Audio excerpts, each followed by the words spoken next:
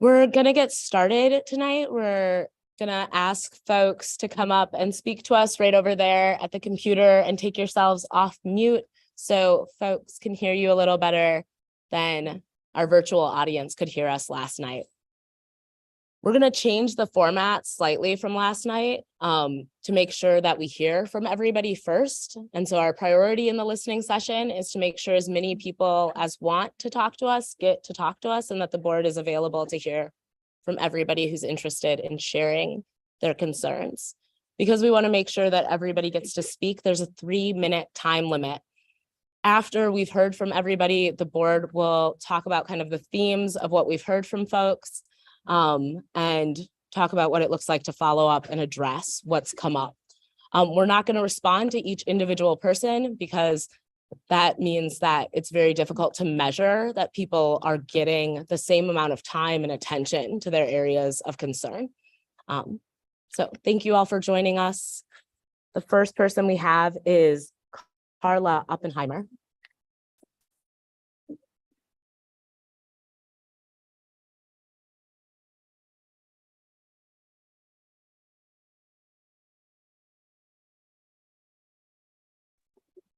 All right. Hi, my name is Carla Oppenheimer. I am a teacher actually at East High School. I couldn't make our listening session last night, but I really wanted to be able to be here and talk to y'all. And I didn't prepare like a long speech. I just wanted to share a couple of vignettes from my day today.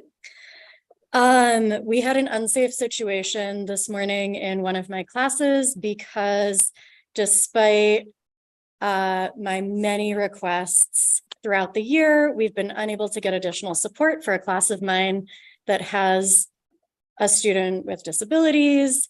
And that's not to fault my amazing administrators, department chairs. We are so desperately short special education teachers and assistants that it's just not possible for us to support students in a way that meets their needs and also the needs of everyone else in the classroom. I also today was chatting with my student teacher and an avid tutor that I work with who's going into a teacher prep program. And they were just sharing with me like some of the things that they've seen that they, in their words, like that teachers have to deal with. And you know, talking to two bright young people who are considering going into this profession, and they just seemed like very concerned and not excited about the prospect of working in this district. And so I like what I'm reflecting on coming into tonight is just that we are already in a really acute staffing crisis. And so then to see numbers that I think somewhere between 10 and 12 full-time equivalent positions are being cut from our allocation for next year is frankly shocking. Like I think we're already desperately scrambling to try to triage student needs, not even trying to really meet student needs the way that we would want to. And the idea that we will need to do it with less is really disturbing. And I'll just say that like, I really love working with young people. I chose to work in MMSD on purpose. I chose to work at East on purpose. This is the first year of my career that I have seriously considered leaving MMSD because frankly, like the toll that it takes on my mental health and my physical health is unsustainable. And I'm not the only teacher who's feeling that way, and I'm not the only staff member who's feeling that way. So to sum up, just the idea that we would be cutting allocation at this time is unacceptable. Thank you. Should I leave it unmuted? Yes. Julia Napple. Yes. Thank you.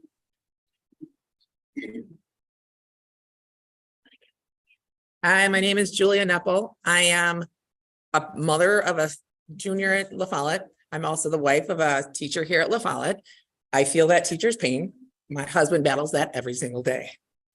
I'm here to support my family and the school. I have several questions that I feel I need to have answered, and that's just part of why I'm here. First of all, is the training for administration and staff that respond to crisis situations. What is the policy on crisis intervention, and what is the training that the administration has on that? And how is that followed up? Along with that, what is the mentoring process and the education process for those new administrators that are in place? Because we have a lot of them and there's not a lot of mentoring that's available for them. Another thing I'm concerned about is grade integrity and what the grades are being given and what teachers are being asked to do about grades is shocking to most people. Along the same lines of that, I understand the concept of the Bridge Week. I understand the need of that. For the most part, Bridge Week for most teachers in this district is an uncomfortable week of administrators coming up and saying, how can you help this student who hasn't been in your class half of the class periods that they've supposed to be there? And then you have to help find a way to get the grade to pass them through that class. If you don't believe that's what's happening, then you're mistaken. The last part of this I want to say, and I'm going to be brief about it, is the purpose of this meeting. I've been attending these meetings since I have been an East Sider. I have loved the East Side of Madison for a long time. I love the Madison School District. I have been to a lot of these meetings. We're spinning our wheels. We are spinning. Every time I come, we've got all these great strategic plans. We were here a year ago, listening session. I asked for follow-up from that session. I have not gotten any follow-up from that session. I'm just curious of what the intent of this is. We need to start moving forward. We need to stop spinning. If we want staff to stay, the good staff to stay, we need to stop spinning and start spending the money, not necessarily money, but helping the teachers and the staff. We have administrators who are in crisis mode themselves. How are they going to help the children that are in crisis mode as well? Thank you. Stephanie Breeze Fantet. He's Patton. Patton.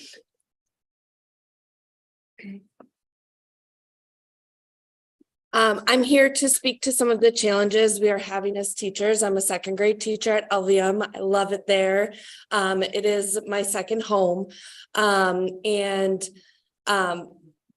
just feel like we were one of the schools that piloted EL and letters early.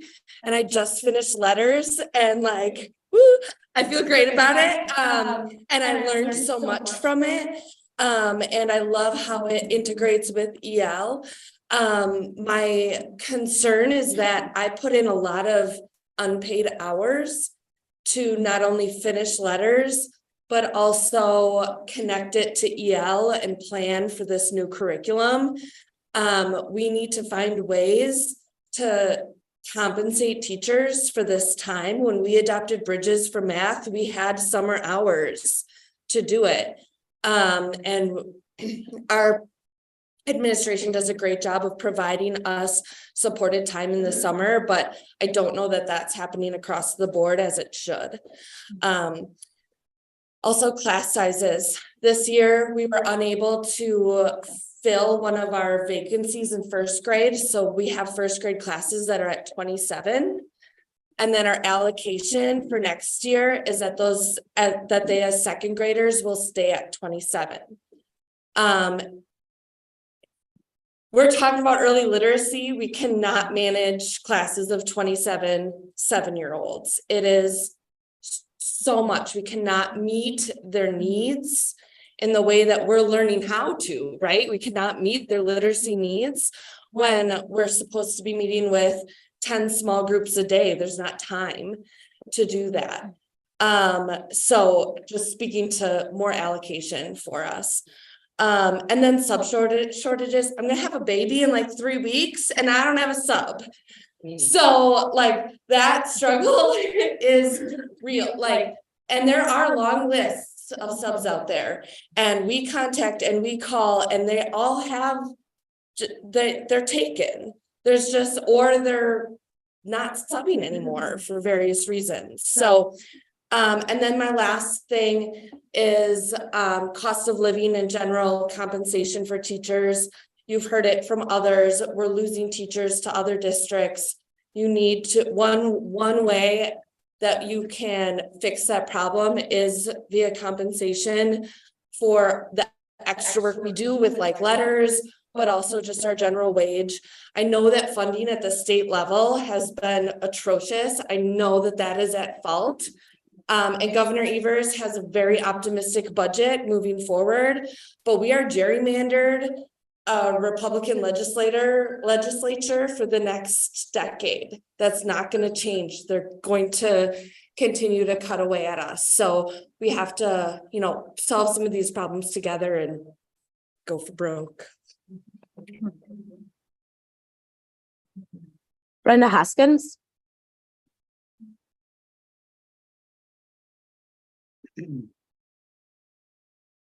Thank you. I'm a Haskins as opposed to the wonderful Hoskins. I am a lifelong Madison resident. I graduated from East. I have a 2020 La Follette grad. I have a 2022 La Follette grad, and I have an exchange student currently at La Follette. I am committed to the East Side. I am committed to La Follette. I am committed to the people in this room, the teachers in this room.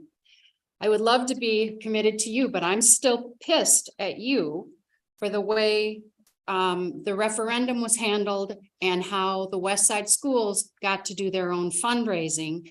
And the fact that you guys looked at equity and you said it was equitable for the West Side schools to be raising millions and didn't think about the East Side schools. So with that lifelong East Sider attitude in mind, I want to talk about SROs being taken from the schools.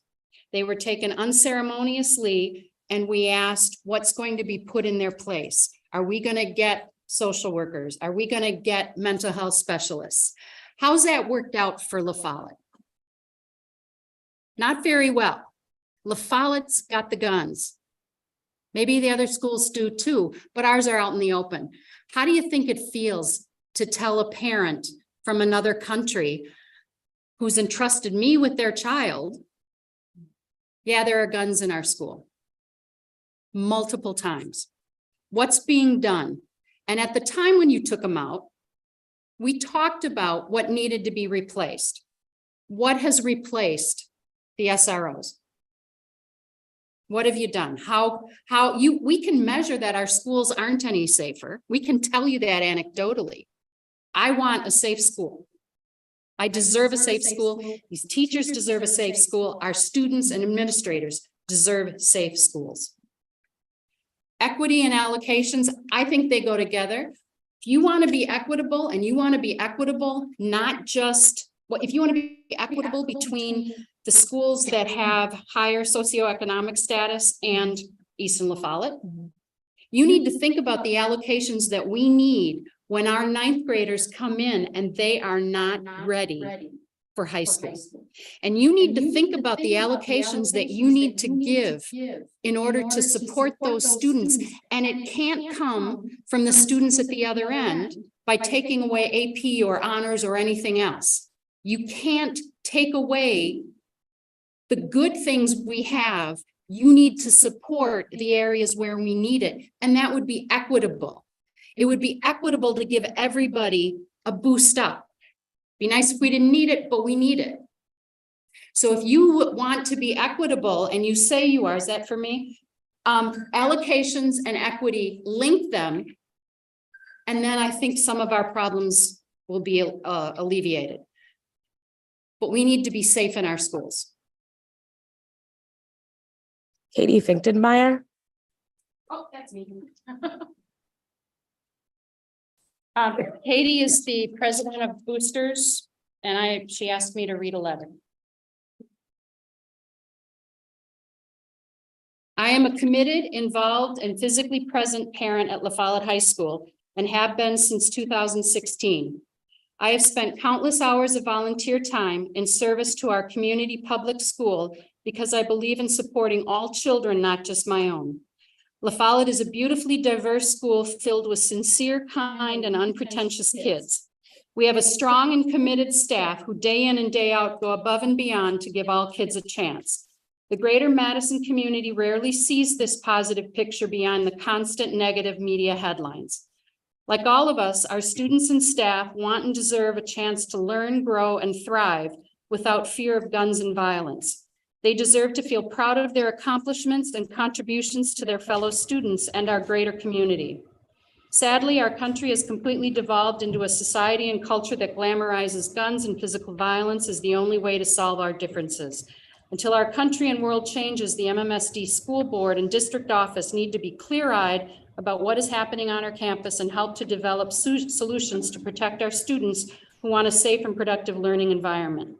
I'm unconcerned with any labels you put on me, on her, when I say that we need to update our behavioral education plan to hold kids accountable, reinstate school resource officers, or at a minimum, use some metal detectors. Our heroic teachers and administrators cannot be the front line of defense against gun violence. That's not why they became teachers. That is not their job and should never be the expectation. Your silence on the most recent event in our parking lot equates to a tacit acceptance of gun violence. I recall a long email from our MMSD administration about potential violence in Memphis, but nothing when gang violence touches our own backyard. Where are all the additional supports we were promised when the EROs were removed? It is not a matter of if, but when a child dies from gun violence.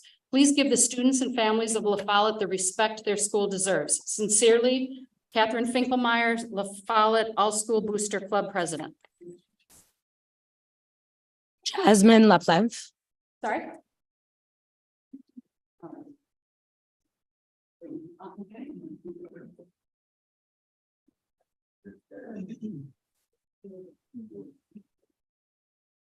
Oh, okay, great.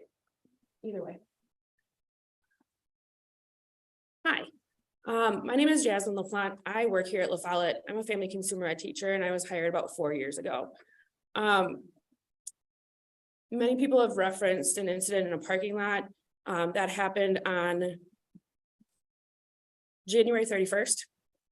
And then something else happened on February 1st. And there was a situation where not only my personal safety wasn't in question, but the personal safety of my students and my fellow coworkers. And as workplace policy, I'm pretty sure safety should be our #1 foundational right. I should be safe at my own job. If you want me to be here, I should be safe. I sent a letter to Dr. Jenkins, to my principal, and to 2 of your board members, and I never heard a response from anyone. So I'm going to reread that email to hopefully make a little bit more of a refresher. So it says, good afternoon. I think we can all agree that this week has been one of the longest so far. When I reflected on our staff meeting on Monday, they asked us what are the top 3 values are as a staff member in this building. At La Follette, I determined that my values are boundaries, structure, and support.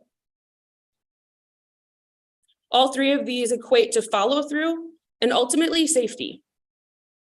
Sadly, I don't see any of these here at La Follette. And as I think deeply about the changes that need to be made, I can't help but come back to Maslow's hierarchy of needs, education's foundational lesson. The base of this pyramid is safety. In order for students to learn, they need to feel safe. How are our students learning anything in a school that is not safe? We were told that the La Follette leadership team was going to put a plan for safety of some sort in place for the rest of the week. Yet we started today, that would be Wednesday or Tuesday, as though nothing had happened and there hadn't been multiple weapon threats and fights and police officers at our building. As a teacher in our Lancer community, I am afraid for my safety and the safety of my students and coworkers. This is an unhealthy work environment for anyone to either teach or learn. I urge you to make significant changes to better the safety of our Lancer community at La Follette High School in fear that more trauma will be inflicted on our people. I think it goes without saying that we need to use the funds we've been given responsibly to properly staff the building with educated adults who are trained and paid appropriately. With better staffing, we can support a structure that holds our students accountable for their grades and their actions. It feels like the students are running this building and the adults are scrambling to keep things together. I fear that without these changes being made, we will continue to lose teachers and staff that these children desperately depend on. Thank you. Sarah Lazenby.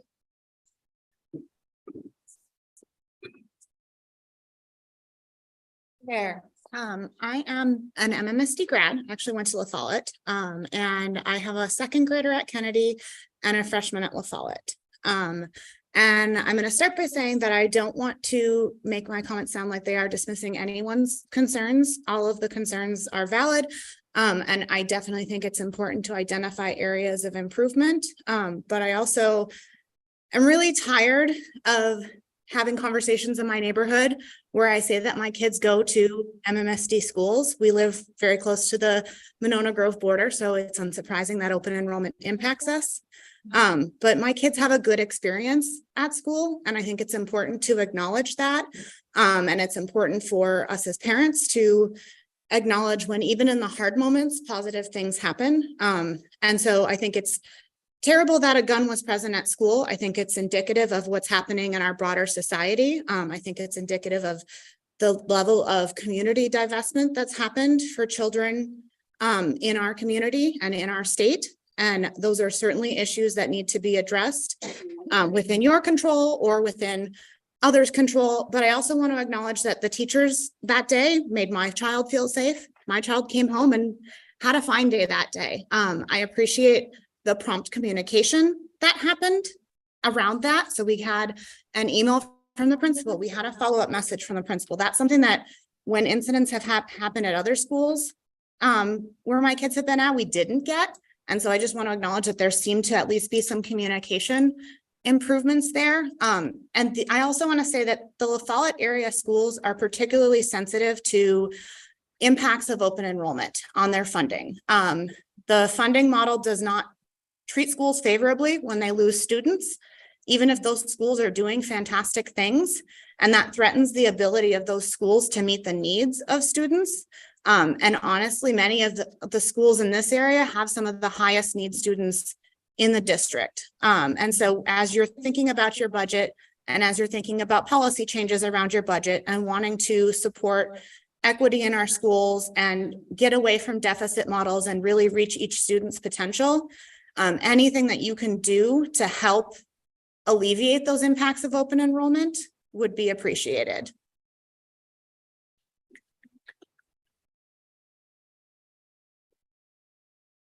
Molly Belt.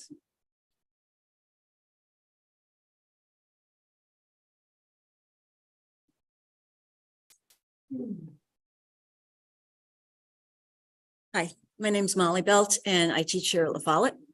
And I love my students. I cannot always say I love my job. I didn't really even plan to be here tonight. I was ready to head home and start doing the several hours worth of free work that I'm going to do tonight so that I can teach my kids tomorrow. On a salary that MMSD couldn't be bothered to increase with the cost of living. So I'm earning less money this year than I earned last year in real dollars. And I'm still going to go home and I'm going to work my tail off so that I have good classes for my kids tomorrow, because that's what teachers do. The reason I decided to come is I was worried that we wouldn't have enough people here and you would think, oh, nobody came, there aren't any problems, rather than thinking, oh, nobody came because they've all given up and they don't believe we'll do anything, because that's the reality. I don't believe you're going to do anything, but I'm going to say something anyway. I don't believe you're going to raise my pay, which you should. I don't believe you're going to change how we grade kids, despite the fact that we're just letting them slide by. They don't know what they need to know. The 50% grading floor may sound great on paper, but it is ridiculous. We are not helping our kids. We are babying them. We are not teaching them to think critically. This is in no way helpful to them. And it's infuriating as a teacher when I feel like on Bridge Week, I'm going to be told, what can you do for these kids so they can pass? And my answer is, you know what? Nothing. They should have come to class. I am not going to work my tail off to tutor a student who didn't come to class. You know why they don't come to class? Because they're wandering the halls. Despite our best efforts to get them to class, the inmates are running the asylum. There are kids all over this place. 7th period, I walk down the hall. I'm like, did the bell ring? Oh, wait, we have 15 minutes left. Kids walk out of class. We have no power because of the behavior plan. I can't do anything, nothing that will matter. So we give up. I come and I teach, I do the best I can for my kids. You're not helping. You're really not. And in case you're not clear, I'm mad. And I appreciate that everybody else is so calm and so nice, but in the hallways, we all sound like this. We tried this year to have staff in the hallways before each class started, encouraging them to get to class. Go to class, come on, time to go to class. You got 2 minutes, let's go. I did it every day, all semester. I was in my space. I was saying, go to class, let's go, come on, 4th hour, let's go. It ruined my day. I'd walk up to kids who wouldn't even look at me, much less go to class. And there was nothing I could do except feel like I have no power. So why am I going? So I stopped doing it for my own mental health because it was ruining my life. And I heard my bell. So thank you. We've heard from everyone who has signed up to speak so far. If there's anyone who would like to sign up to speak at this time, you're more than welcome to.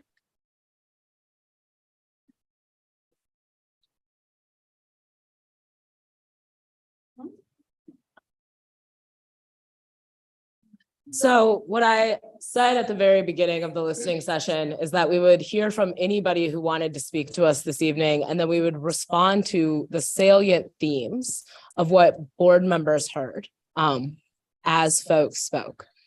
And so I want to open it up for discussion, and I guess I want to,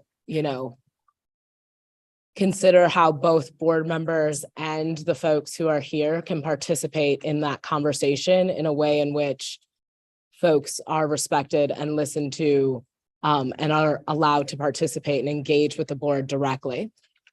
And so we worked on this yesterday and we'll see, if tonight we can kind of hold space to the greatest possible extent for everyone who's here. With that being said, I'm like, are there board members who wanna? I'm sorry? Board Member Pearson? Just addressing crisis training and mentoring for administration and staffing. Can you hear me? Okay. I have a migraine today, so please bear with me. But I did unmute. So the crisis training and mentoring for administration and other staffing. I know that I led the safety wellness ad hoc that we had created and did the surveys, and we compiled all of the information that came from that. Lana was with us as well. And so we will be presenting to the operations work group the findings of that and the recommendations that the committee came up with, or the ad hoc came up with. And one of those recommendations was around crisis training for all staff. And I believe it was a yearly training, if I'm correct, if I stand correct. So that will be something that we will be recommending as a way to ensure safety and wellness within our schools. So just to know that that was something that came up from the community, something that we also as a ad hoc also talked about in great lengths, and is something that we're going to be recommending to the administration and board to implement, hopefully. So I just wanted to make sure I said that. Yep. So March 13th is the operations work group meeting where we'll be presenting it. And then we also approved a panel, a community panel with members, teachers, students, to kind of not necessarily oversee the implementation, but it's a special panel to the superintendent. So working with the superintendent, ensure that those do get implemented. And if there is any other kind of work that needs to go around that.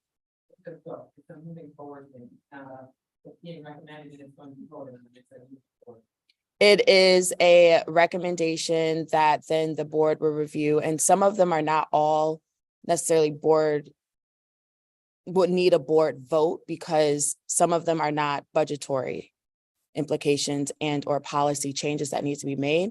So we are recommending to both the board and the administration. So there might be some ways that the administration can take some of the recommendations and implement, but the panel is there essentially to ensure that the things in the work that the ad hoc did, to ensure that those things do move forward. And so I can't say for sure, because we haven't gotten there. March 13th isn't there, but that was something that came not only from students, from staff, but also other parts or other people that were part of that ad hoc. So hopefully that answers your question somewhat. Okay. Mhm.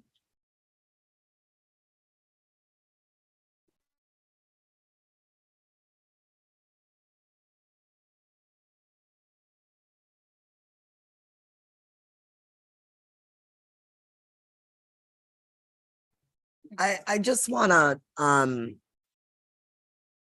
take a moment to acknowledge the hurt, the frustration, and the feelings conveyed tonight around folks not feeling safe.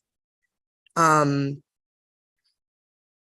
not here every day, but I can only imagine when there are incidents that are escalated, when they are emotionally charged, that can feel really unsettling for those of you that spoke tonight, as well as students in the building. And I think for me, what it raises is some questions around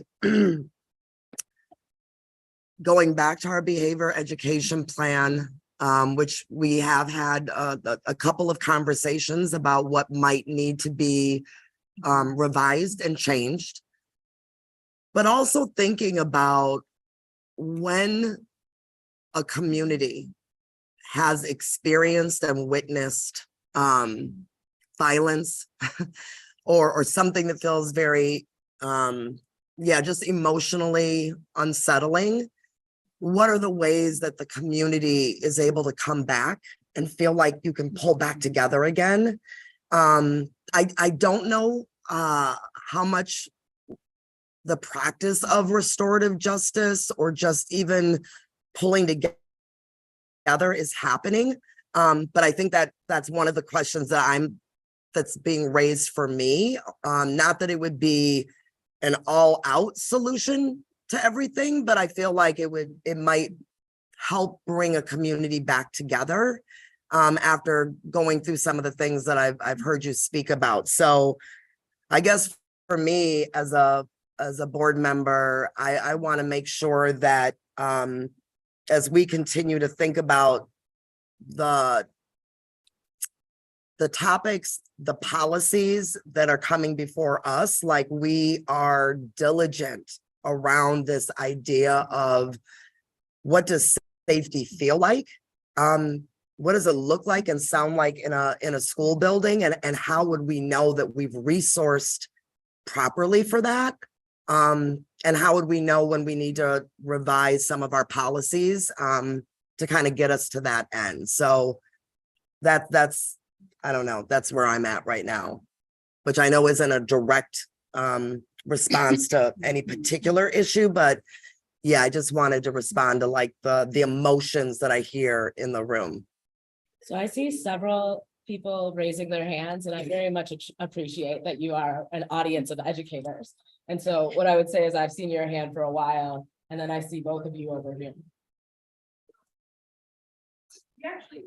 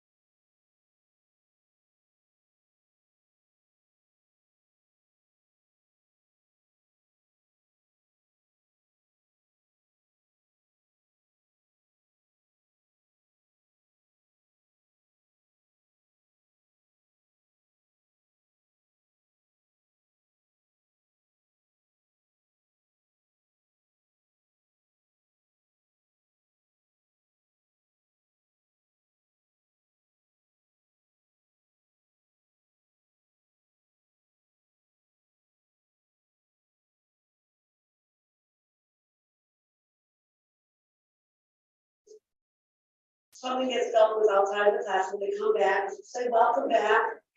And everything's status quo, but it doesn't feel like that for the other students, doesn't necessarily feel like that for the staff.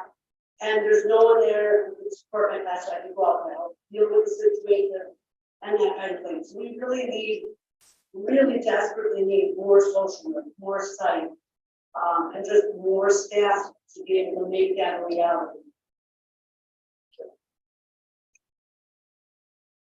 I just wanted to add, Board Member Nichols mentioned that you're not here every day, and I'd like to extend an invitation for any member of the school board to come spend a day in my classroom and really get to see the impotence that we have, the frustration, all of these emotions that you're hearing expressed tonight, to really see how widespread they are, and that it's not just the few people who spoke at this meeting, because there were a lot of people who didn't have the emotional bandwidth to be here.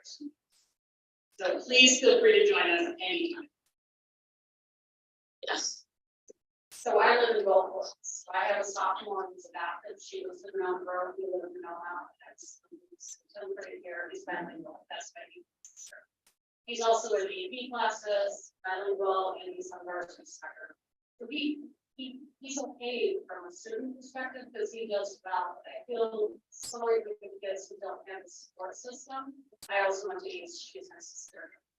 So for desires, nothing of vanilla growth. They have enough money and they have enough parents to want everything. I spend all my time supporting Old College, and I love Old College. But it is strange when I live in two different worlds with a sophomore and freshman. And I asked my son, do you want to go to another grove? Your neighbor's grove. He said, no, Mom, that's not the real world. So, we have a great community here, but what frustrates me sometimes is when bad things happen, then we cancel the basketball game for all the good kids, and that just pisses me off. And we were told we couldn't run sessions at the Mountain because you wanted to stay low, and I'm like, no, I'm running this. So we're here to support the community of Little Holland and just figure out how to get over the Boston County and share kids next. So I get to see it on a daily basis. Difference. We're a mile apart. Thank you. Juan Jose Lopez. Yeah. Do you mind coming to the podium over here? For the laptops, can you unmute it too? You told me I was walking all the way.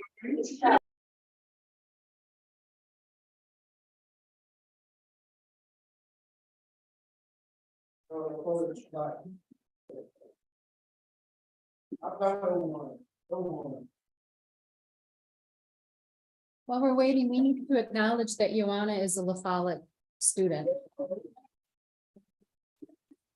I'll speak up more about that later. Right here? Yep. How much time do I have? 3 minutes. Oh, man. Hello, thank you for letting me speak. Good night. My name is Juan Jose Lopez. I served on the school board from 1994 to 2006. First of all, I want to thank you all for serving on the Board of Education. It's not an easy job. And, it's easy to come criticize, and it's easy to even tell you what to do. But I applaud you all for serving on the school board. I either supported or helped some of you get elected because I served my 12 years. I still think the school district could do a lot better. Okay. And I'm going to ask you one thing for sure. Either you change the policy or you have a moratorium on renaming our schools. Okay. Some of you know why, because I've talked to you about it. We should rename some of our schools, but I would ask you to do a moratorium and have more reflective of the community that's here attending the school district. I'd like to have more Latino names, more Native American names, and Southeast Asian names. Okay. When you hire a new superintendent, that's all I wanted to say about that. When you hire a new superintendent, remember you got to support him. And I know, or her, I'm sorry.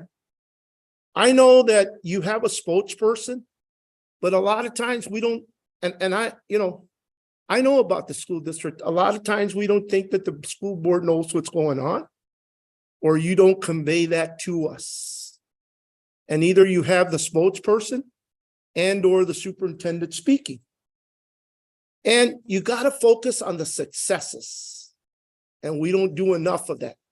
Bring all the media from the city of Madison and from the state of Wisconsin and sit them down and tell them of all the success that's going on.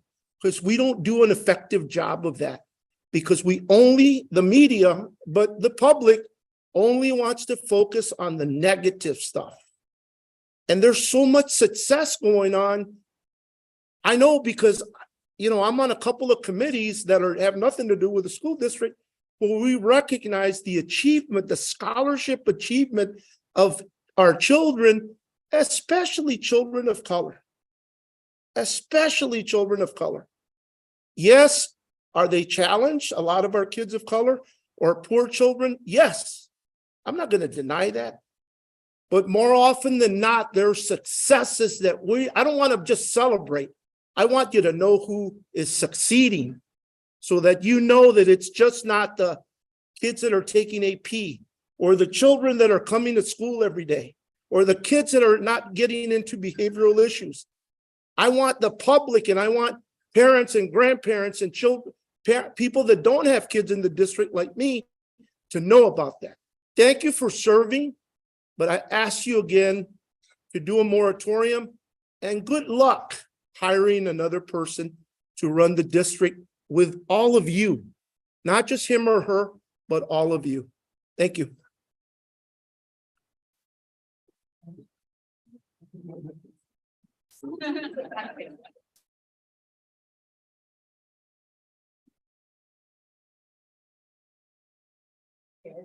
We're just gonna share the computer. Yeah. Just because, she doesn't have to zoom up. Okay. Okay, so I just want to start off by saying thank you all for coming today. I'm actually a La Follette student, like Miss Haskins said. I'm a 12th grader here. I've been here for the past 4 years. My high school experience was cut pretty short with COVID happening my 9th grade year and this now being my senior year. I appreciate all the teachers who work here, have worked here every single day. I like to piggyback off of what the last speaker said about we need to show our successes here at MSD and at La Follette. For example, Miss Hayes, Molly, she does such an amazing job each day to make sure that students have school spirit or try to uplift our school, talk to students, help out clubs that don't have an advisor, etc. So I feel like we need to uplift staff like that as well, and students who are succeeding. Also with the whole safety issue, so I as a student here have personally become a little bit insensitive to what is happening because how often it happens, which is why I was so happy that we created a safety and wellness ad hoc that's co-chaired by Ms. Pearson right here. And there we talk about issues that were happening in our district. So Memorial students, West students, East student, and then La Follette student as well, while having different district members come to talk to us about what the processes are. A lot of your concerns were talked about during that committee from a student's perspective, and then also staff perspectives at East and at other schools as well. So we are trying to make a change with safety, and I appreciate you guys for talking up about that because it's a very important issue that affects us students as well as teachers and administrators as well. So yeah, thank you guys.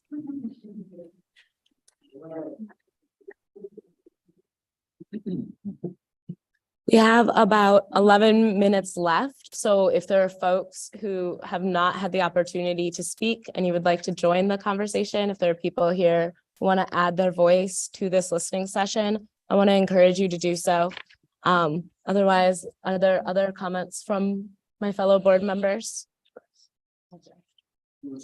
I see. So I guess I would say the good thing about you going over there is that people can hear you. Yes. Hi, I'm Michael. I'm I just, sorry. hey, I think a lot of what I heard was staffing crisis, and I haven't heard anybody speak to the staffing crisis on many levels. And it was spoken of here, and my experience in a couple of different schools elsewhere in the district. And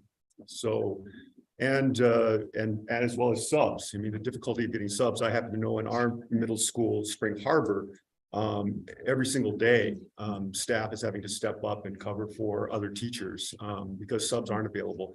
And the emails that I see going around, as I'm also on staff, is, I see, hey, if the sub that I have shows up. And so, it sounds like a real issue, staffing crisis. So I'd like to hear you speak to that.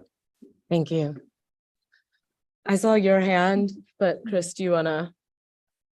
Yeah, I can respond to that. I think we are hearing that acutely across the district, and it has put a real strain. Unmute yourself.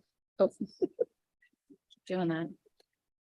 So I want to acknowledge that we have heard that across the district about the stress that the subbing shortage and the teacher shortage and the staffing shortage overall is putting on our school communities. Dr. Jenkins on Monday, that was just Monday this week, brought a human resources review to us through a consultant, and we are going to talk about that again on March 13th and sort of dig into how bolstering what is happening in human resources can help get more staff, recruit and retain staff in a more efficient way. So that is something that's coming, as I'm sitting here talking and listening to the feedback. I just want to acknowledge that I've been a parent in this district for over 10 years, and I'm really sitting here trying to figure out as a school board member, I've spoken to school boards before I was on it, and how we connect the immediate concerns to action that you can see, and action that you can feel. And I don't have an answer as I'm sitting here tonight, but I'm honestly trying to figure out how we can do that as a group of 7 people who are elected to help run the school district, right? And a lot of the things that we do are more long-term and policy-based and, working with the superintendent. But really part of our charge too is the feedback loop to be part of these school communities, visit your school communities, get to know the issues, and try to figure out how that feedback can help the practice and what's actually happening in the schools. So I want you to know that it is really important. I do value your feedback and your experience, and I want to figure out how to connect the dots so that you're not continuously coming back and saying that there's never any follow-up and there's never any action that's connected to what people are saying. Yeah. Thank you. Thank you. I'm really loud. Do you want me to go by the mic? Yeah. If you don't mind. I don't mind. Thank you. And I don't have to bend down. So my name is Barry Solachek, and I am a kindergarten teacher for 31 years now in the school district. Thank you. I want to give a shout out, first of all, to La Follette. My daughter was a transfer into the district. We don't live in Madison, and she refused to go anywhere else. I brought her because I was teaching kindergarten. I wanted her with me, and she just had to go through La Follette. So I just want to give a shout out to all of you who welcomed her at La Follette, and second, and as well as Elvia. One way that could really help is a cost of living adjustment. As someone mentioned, we basically, for all intents and purposes, my rent's going up every year. Gas prices are going up. Eggs, $4, for a dozen, but yet I'm not bringing home more money. And so my expenses are going up, but I'm not being compensated for that. Someone also said something about our time. I mean, I'm at school an hour before a contract every day, just about, so I can feel grounded, ready for the day, getting my stuff done, because I don't want to bring work home. But I am basically donating at least 5 hours a week unpaid. And then also to touch on the sub thing. So the other day, someone didn't have a sub, so there were 30 kindergartners in my class. I'm sure you can imagine getting them ready for recess. Zippers and shoes and all that. So those are some really big concerns. And we really, we appreciate what you do, but we need more. Thank you. I guess I want to kind of address some of the salient themes I heard this evening. And I agree, I think the most salient theme I heard tonight was about the conditions that we ask people to teach in, and the conditions that we're asking our students to learn in. And I think what we have struggled with in balancing our commitment to our children is talking about what makes Madison a great place to work. And if this isn't a great place to be a teacher, it won't be a great place to be a student. And I think that that goes far beyond compensation. I'm married to a teacher. I'm not allowed to vote on compensation. I know most of you know that. And I say that to say I know how much everybody's getting paid. So it's part of my joint checking situation. But I think the thing that I hear the most about in my home is about what it means to want to serve students well, and what teachers need in order to serve young people well. And that is a very long list of things in terms of support. And I also hear about how many people are going above and beyond to make sure that our kids have, the best possible experience that they can have. I think that we have a lot of work to do as a community, and I don't think that we can do it unless we're working together. The truth is that this is a publicly funded institution, and there are a series of laws that make it very hard to appropriately fund public education at this point. And we, as a community, have routinely had to go to referendum and ask people to make the decision to support our district in a way that allows for us to serve our students well and compensate our educators fairly. I think part of the point of a listening session is to make the Board of Education more available to people so that folks who maybe can't make it to a Monday night board meeting for public comment can make it to one of our 4 high schools. Our 4 high schools represent our entire attendance area. And we know that even in doing this, it falls short of what we have to be able to do to reach our entire community and speak to our entire community and hear from our entire community.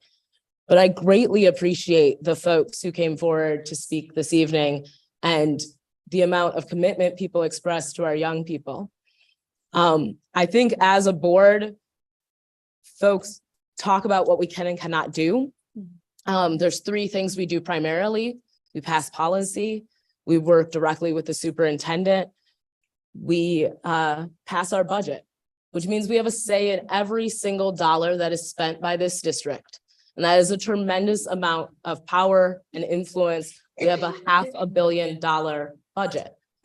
So how to use those resources in ways that have, a substantive impact where we invest, I think that is part of what we're learning about this evening. And so much of what folks talked about was about investing in each other, investing in our students' safety and the varieties of things that we need to do to ensure that our young people are safe and healthy and supported at school. I think that there are, themes across these listening sessions that we'll hear as well. And I think the reality of allocation and the recent release of our workbooks and how people feel about our staffing levels and our classroom sizes is something we as a board can't ignore.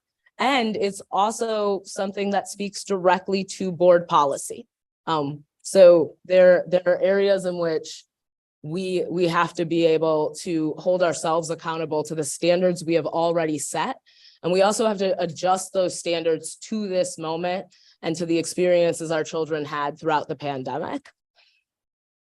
I want to make sure there's space for other board members to contribute to the conversation at this point, or anybody who would still like to speak to us. I'm gonna hang out for a little while, so feel free to come talk to us directly.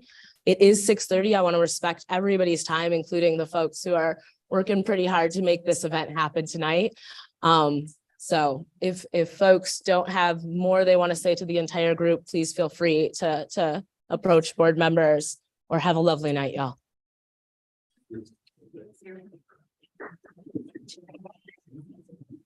Do I have?